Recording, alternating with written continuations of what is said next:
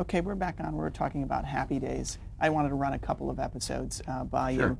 you. The Howdy Doody show. I never watched Howdy Doody particularly, and it was around, but I was a Captain Kangaroo man somehow, and Felix the Cat lover, but it was fun. Buffalo Bob came, and it was a fun bit to do, and Jerry Paris was having so much fun directing that it was infectious. So when I got to sort of play the puppet, it was I had some funny bits to do. Were you ever kidded that you looked like Howdy Doody at any point in your life? No. I mean, Let's start with I this. can completely see the resemblance when they made it, but maybe Howdy Doody was a little more of a Midwest and an East Coast phenomenon. But I don't know the history of Howdy Doody, to tell you the truth. But no one ever called me Howdy Doody. They were always busy calling me Opie. Okay, Richie Fights Back. That was the jujitsu he learns. That was funny. Good physical comedy, and a great showy episode. I can't remember. It might have been season 4 or 5, but that was at a time when the show had started to shift to a lot of focus on Fonzie, and so it was a particularly strong Richie episode. But I also just liked the physical nature of the comedy and the interaction back and forth between Henry and I. There was one earlier on called Richie's Cup Runneth Over. That was, I think, the first or maybe the second episode of the first season, and it was always a favorite episode of mine. It was in the single camera era, and I got to play drunk, and do a great scene with Tom Bosley, and we sort of bonded in a way doing that scene because there was a lot of good give and take, and he had actually replaced Harold Gould, who had been the father in the original pilot when it was a Love American Style episode, and that was our first chance to really act together, and I remember the scene felt great, but I had so much fun doing the drunk scenes, and it was just something I had never done before, and it was a blast. Then the 3-part episode, the Hollywood episode. Talk a little about that. I barely remember the Hollywood episode, to tell you the truth, but what I really remember is that the Andy Griffith Show had gone to Hollywood. So I just remember thinking, man, can anybody get a new idea? Well, on that note, that's sort of the episode known for the phrase "jump the shark." Oh, is that where the shark thing happened? Yeah. Mm-hmm. Oh, okay. I got confused. That episode was, I'd forgotten that took place in Hollywood, of course. It was really a jumbled mess from a writing standpoint. And I remember Donnie Most and I sitting there looking at the script. Donnie was really upset. He just said, "Oh man, look at what our show has kind of devolved into here. I mean, it's not even, none of this is very funny, and and Fonzie jumping over a shark, and we all thought it was a little ludicrous. And I kept saying, hey man, Donnie, we're a hit show. Relax, it's hard to have great episodes one after another. Fonzie jumping over a shark is going to be funny and great, and it's, there, Jaws had just been out a couple of years before, and relax. And so, Donnie had a clearer sense, I suppose, of sort of the direction that the sort of the quality of the show or the tone of the show was taking after that episode. I remember thinking, creatively this was not our greatest episode, but I thought it was a pretty good stunt, and I understood why they wanted to do it. And what I remember most is, fun actually driving the speedboat, which I did a bit of, noticing that Henry was really a pretty good water skier. And I got such a bad sunburn on the top of my foot that I still have sun damage. For a fair-haired guy, spending a couple of days wandering around the beach was, not really the greatest thing in the world. But the thing that has to be remembered about the jumping the shark idea is that the show went on to be such a massive success for, years after that. So it's a kind of a fun expression And I get a kick out of the fact that they identified that episode because, granted, maybe it was pushing things a little too far, but I think a lot of good work was still done after that show, and audiences seem to really respond to it forever. Okay, Richie almost dies. Um, I was so glad that Henry, who is a really good dramatic actor, but by that point in the life of the series, the character had gotten bigger and broader, and that's what the audience wanted, and Henry was capable of giving it, and it was highly successful, but the kind of emotion and honest emotion and power that Henry, I knew had to offer, just was not on display very often. We didn't do much of that, and so, I thought it was really good writing. It wasn't a hard episode for me, but what I was most pleased for was that it gave Henry a really great moment, and I thought it also was good because it shifted the tone of the show a little bit. In what way? Again, at that point we were pretty broad and really reaching for the most fun that could be had, the biggest laughs we could generate, and to dial it back and deal with something like that isn't funny, and not play it for laughs really. It was a nice change. I think we all really loved that script. My favorite Orkin. That was an amazing event in the show because it was an episode that didn't read so great, and the network wanted to literally throw it out. It's the only time the network ever raised their hand and said, "We don't think this is a good enough episode. We don't want to do it." And they didn't like the fantasy element of it. It wasn't that it was poorly written, really. They just didn't. The tonal shift was too weird for them. Gary really fought for the show, but then we had another problem. We couldn't cast the alien. Couldn't cast Mork. And man, day one came and we read the script and the network fought about it and Gary insisted and they Did you think the episode was strange? I liked it. I thought it was going to get funnier as the week went on, like all the episodes did. But I liked that it was a fantasy. I thought it was good. I was for changing it up. I always wanted, I was always rooting for us to try things with the show.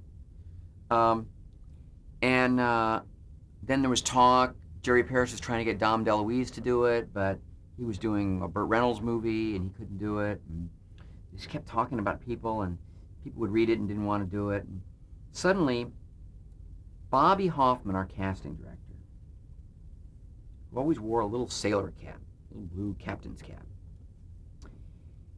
came strutting in. We were rehearsing the show. This was on Wednesday, and we had no one to play this part. We went all through Tuesday rehearsing with no one. He came strutting in with a beaming, saying, "I've got our guy. And following him was Robin Williams, a guy that no one knew. I certainly didn't recognize him. Apparently he'd been on the sort of the second version of Laugh-In or something, but nobody had seen him. Wearing these clown suspenders, rainbow suspenders. And we said, okay, great. And Jerry just said, yeah, I read him. He's really funny. Bobby was elated. This guy's going to be fantastic. And we started right in rehearsing. And he started improvising instantly. It was the most exhilarating thing because it was hilarious. And we realized that it was all we could do to hang on. And that became our job that week, was just keep up with Robin Williams. So he came in costume, his own idea? Not really a costume I think maybe they used those in the episode. I'm not sure, I don't remember. But yeah, he wore these suspenders. That used to be a trademark of his for a while. Wherever you'd see him, he'd have these suspenders. Kind of psychedelic suspenders or something. Man, he was incredible. Incredible. I loved it. We all did. Henry was the biggest thing sort of he and John Travolta were the biggest things on TV at that moment. And for him to be challenged was, and this speaks well for Henry, he was exhilarated by it. He thought it was just a blast, and and hung in there, and it was just something I will never forget. But I was not surprised ever again when Robin was explosively entertaining in anything that he was doing, and the fact that his show was great was made perfect sense to me. Okay, we're going to stop and take a break right Okay, there. good. Okay, we're back from our break. We're talking about Happy Days. One of the things I associate with Richie Cunningham is the song Blueberry Hill. Yeah. How did that come about?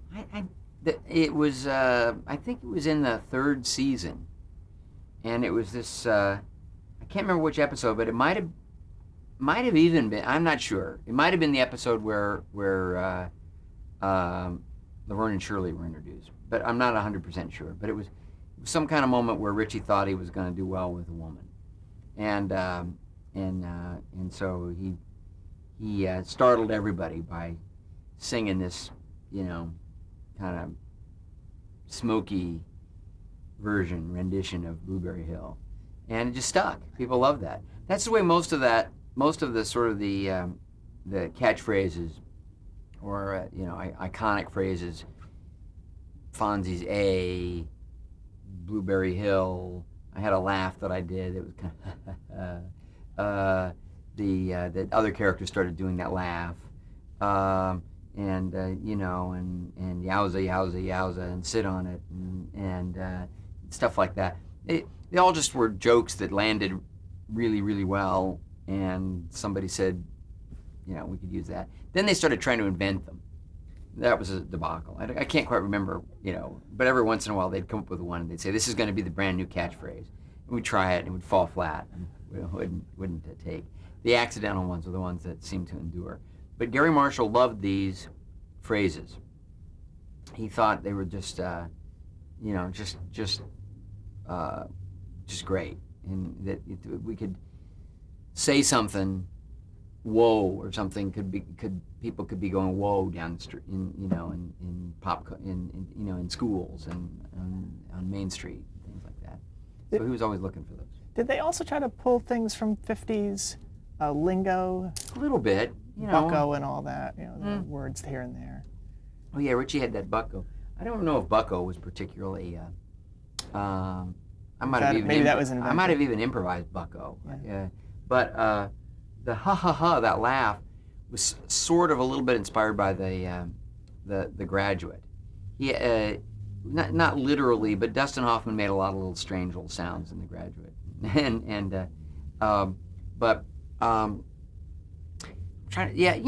nerd, sit on it, I think was a kind of a 50s phrase, and knuckle sandwich, and they were using that kind of stuff.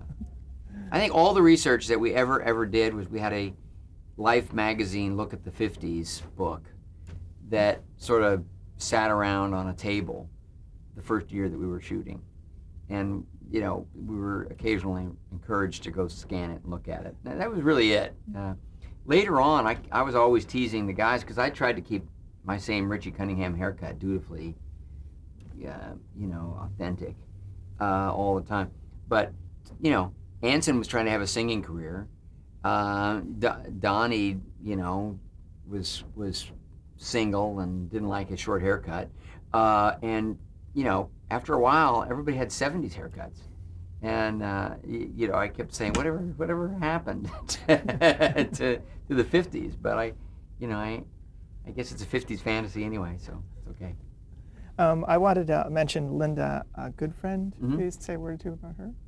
Linda Goodfriend came in, I can't remember what year, but she'd been a dancer, been an actress, was very funny, and came in and I think Gary had seen her in a play. She had done something, with John Travolta years before in theater, and I don't quite remember what her calling card was, but she came in and just had this great winning smile and this wonderful quality, and she she stuck and became a running character. Did you audition with her? No, she just, I think, it was one of those things where she just came in and did an episode, and the chemistry was good, and they decided to keep bringing her back, and it was a nice thing for Richie to finally have a steady girlfriend. And how did the show end for you? The show ended for me when I was, my contract was up, and I decided that I would come back, and the salary offer was great. I was, delighted by that, but I really wanted a commitment to direct TV movies for ABC. I had been directing some TV movies for NBC at that point and had a really good relationship there. I'd also directed a low-budget film for Roger Corman, and my dream of becoming a filmmaker was coming to fruition, and I was really ambitious about that. So I wanted a couple of things. I wanted them to let me direct, commit to a TV movie or two, and I also wanted a network pre-buy. At that time, this is before cable, one way of financing independent movies was if you could sell an idea directly to the network, they would commit, and they were in this business of giving these pre-sales, and you could then take the pre-sale and use it to raise other money or take it to a studio or things like that, and it was just a way of financing a good portion of the movie. And so I wanted something like that, and ABC wasn't really up to Paramount, but ABC was unwilling to do any of that and to get me to come back and kind of raise their cash offer. But I really wanted those sort of assurances and commitments so that I could keep sustaining my directing career if I was going to continue with the show. Why do you think they did? Yeah, why do you think ABC didn't go for it? Well, I think they felt that it was probably a pretty bad precedent to set if suddenly, every lead actor in every show thought they ought to be able to have a TV pre-sale. It'd be a little rough for them to handle, and I think that those were two different aspects of their business and budgetary allotment and so forth, and I think they probably just felt like it was a bad idea to start that. And but I was in a similar place where I felt like it was a bad idea for me not to have something like that. So I had been informally producing and directing these TV movies for NBC, particularly for this woman, Deanne Barkley, who was an executive in charge of TV movies, developing them and so forth. And she saw my Roger Corman movie, and at NBC, they had a good experience with Michael Landon directing a lot of the episodes, and he directed some TV movies. And so she just believed in the idea and encouraged me to come over there and make movies. And without any contractual commitments, I had made a movie every hiatus for 3 breaks in a row. Now, your contract allowed, your ABC contract allowed for you to do these things? Yeah, sure. I mean, I wasn't exclusive to ABC. And she called you, or your agent worked this out? Do you remember? She called me in, and after she saw the Roger Corman movie, Grand Theft Auto, and said, I have this great relationship with Michael Landon. He develops and directs TV movies, and he's not in them, but, that works out really well. I think Beau Bridges directed one that for them, and they were very happy with that. And she said, you have a young, energetic voice and sense of things, and we'd love to be working with you.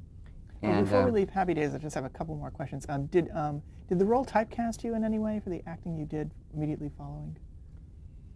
It didn't really. I was kind of typecast even before Happy Days, but the TV movies that I was getting to act in were dramatic, and quite different from the Richie character. I did a TV movie called Bitter Harvest, which I was very proud of. Another one called Act of Love, very dramatic piece. First year that I did Happy Days, I did a film called The Migrants with Cloris Leachman and Sissy Spacek. That was, very about migratory farm workers. So I was getting to do good dramatic work as an actor. That wasn't really my problem. My problem was that I just was dying to become a filmmaker. And so I was doing this work at NBC. And just one more question. Where do you think Richie Cunningham would be today? What do you mean? Where would he be in his life today? Oh, the character? Yeah, if you had... I think he, at the end, he went to Hollywood and became a writer. And, he's a pretty thorough, conscientious guy, so I'm sure he would have written some good, solid scripts and made some friends along the way. And I think he's the kind of guy that liked responsibility, so I suspect he would have leveraged that screenwriting into becoming a movie director. That's a great answer. Okay, we'll bring you back to where you were. So you were developing your filmmaking career. I know when you were a child, you were given a gift as a film camera. Mm-hmm. Can you talk a little bit about that?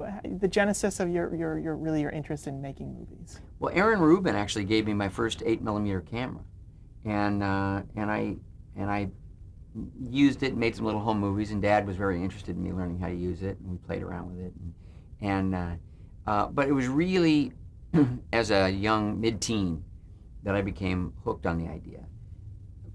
I discovered the movies and really became a fan. It was a great era. Bonnie and Clyde and,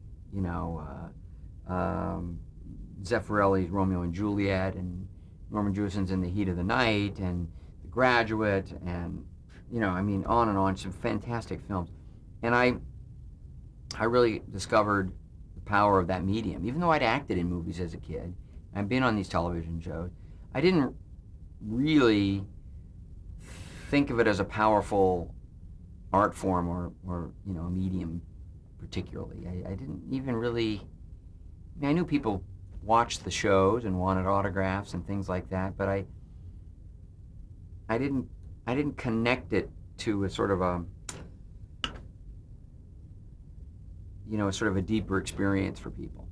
And I began to understand that because I began to feel it as a fan. And then I acted for a young director doing a movie for Disney when I was 15. It was called The Wild Country.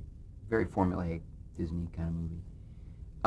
But this guy, Robert Totten, and he was great. And he was only 31 years old, I think, at the time. And he had directed his first feature film at 21. And I mentioned that I was interested in directing. And his attitude was, what are you waiting for? Whereas everyone else had always been rather patronizing about it. He gave me the belief that I could probably still direct a feature film when I was a teenager. I could do it. And I really began aggressively writing, making movies, and editing them together, and the films became, a bit more sophisticated as I went along through high school. And how did you get your first break, briefly? I had acted in American Graffiti and a couple of other movies, but Graffiti had been a big hit. Happy Days took off, became a #1 show. I wasn't getting much in the way of movie offers as an actor. But one offer did come along. It was for a car crash comedy called Eat My Dust. Well, I'd been writing scripts, one of them with my father, that I wanted to try to get independent financing for, to direct. And I was also making short films on the weekends and stuff like that. So I went to Roger Corman, who was then one of the only real outlets for filmmakers just coming out of college or just getting started to make movies. There was no MTV. There was no cable television. There was no Sundance Channel. There was nothing like that, really. And the system still pretty much kind of said, let's allow people to graduate into directing, in their late 20s or 30s, maybe at the earliest, outside of a few wonderkins, like Spielberg was already getting started in his very early 20s. But I went to Corman, and I was still 21 years old at the time, and I said, I don't much care for Eat My Dust, but I would act in it if you'd allow me to make another film for you. And so he looked at some of my short films and he said, well, I won't promise you a full directing job, but I will promise you a chance to direct second unit on something. But I'll also let you and your father write a script. If I like the script, I'll let you direct it, providing you'll act in it. So we did Eat My Dust, and it was a big theater, a drive-in near you hit, very modestly budgeted, but a return to great profit for Roger Corman. And he eventually said, if you'll make another car crash comedy, I'll let you can direct it. So my dad and I concocted one. In fact, Roger had only one stipulation beyond my being in it. That's that it had to be entitled Grand Theft Auto, because when they were testing titles for Eat My Dust, Grand Theft Auto had come in a close second. So he wanted to make another car crash movie called Grand Theft Auto. So we cooked up a movie. My dad had a storyline that he was nursing along that we sort of adopted and applied to this, and God, in no time, we had a green light to make my first movie. And I loved making the films. It was really rewarding. You ask about how Happy Days ended for me. I was in Dallas making Skyward, a TV movie starring Bette Davis that Anson Williams and I were producing together and I was directing. And it was from an idea of Anson's. And the negotiations were not going very well to extend my contract with Happy Days. And NBC got wind of that, and they offered me 3 television movies and a network pre-sale. I didn't have to commit to being in any of them. I would just have to be exclusive in television to them for a year, which meant I couldn't be on Happy Days. And so over a period of about 48 hours, maybe less, I decided to leave Happy Days and to take that deal. And I remember calling Gary Marshall to let him know that I wasn't going to do it, be able to do it. And the season had already just started, and they were preparing the first episode, rehearsals. And I said, I'm sorry, I'm just not going to be there. And he was very, very understanding. And that day I talked to everybody from the cast, and all they did was wish me well. It was really remarkable, and I felt, some measure of guilt at kind of leaving everybody hanging, but I also felt firm in the sort of the morality of the decision, and because my contract was absolutely up, and I hadn't made any promises to anybody, but it was a bit of a leap.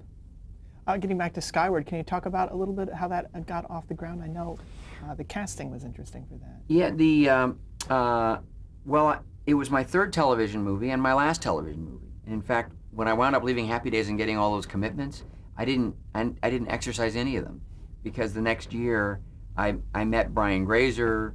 He had the idea for the movie Night Shift. We got that off the ground. Henry Winkler agreed to star in it. That helped get it greenlit. And I never had time to double back and really take advantage of those commitments. What was the first TV? Look, let's go back to the first of the 3. The first TV movie was called Cotton Candy, and my brother Clint and I wrote it. Clint co-starred in it. Charlie Martin Smith, who had been in American Graffiti, he and I were friends from that. He starred in it, and it was kind of a musical. It was about a battle of the bands, and it was a high school story. Battle of the Bands movie. And it still has a little following. A lot of musicians like it. I'm always getting letters and emails and things like that from, rock bands on the road saying that, they have a copy of Cotton Candy. So I get a kick out of that. Let me stop you right there. We're at the end of this tape here.